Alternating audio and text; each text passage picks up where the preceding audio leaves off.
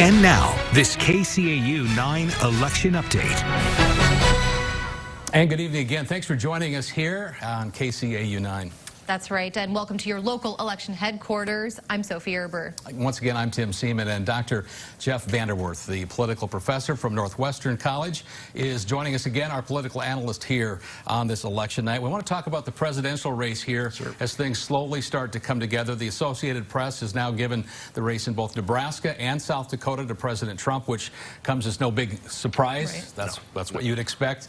In Iowa, it is going to possibly be a little bit different, though. We're still a lot of question marks. We would expect it to be Republican, perhaps, but this race at this point really is still out there.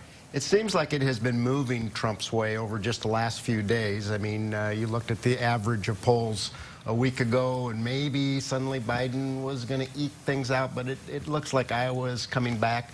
The big question in my mind will be how much does Biden close the gap, even if he doesn't prevail.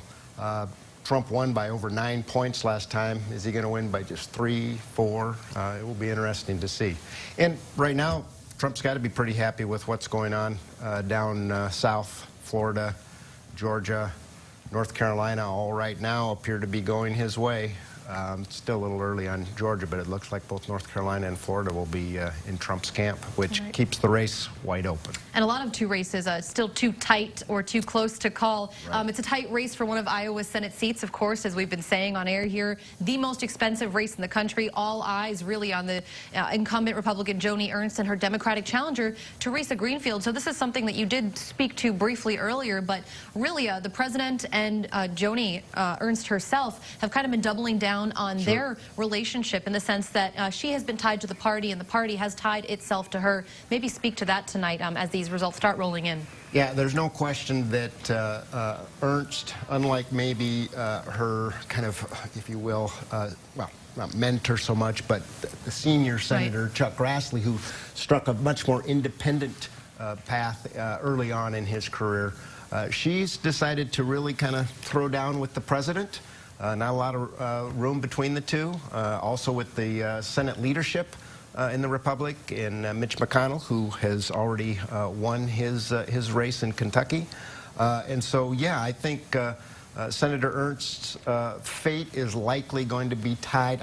I just will be really quite surprised if she ends up going in a different direction than Trump and vice versa. I think they'll both either be winners or both be losers. As you're speaking, it reminds me of the Ben Sasse race because much like you said, Senator Grassley did, Sasse not only distanced himself from the president, but actually lashed out against him in recent weeks. So, again, a stark contrast to what we've seen Joni Ernst do also in recent weeks. And it's interesting to see the way the different Republicans have played out because you have Kristi Noem in South Dakota and, of course, our governor here in Iowa, both very out front, strong Republicans and strong Trump backers. Right, and very much in keeping with a similar approach to COVID, right? Right. And keeping things open, learning to live with the coronavirus. No mask mandates. Right, exactly. Which, again, in Kristi Noem's instance, probably, you know, kind of keeping in mind already, you know, I'd say 4 years away. So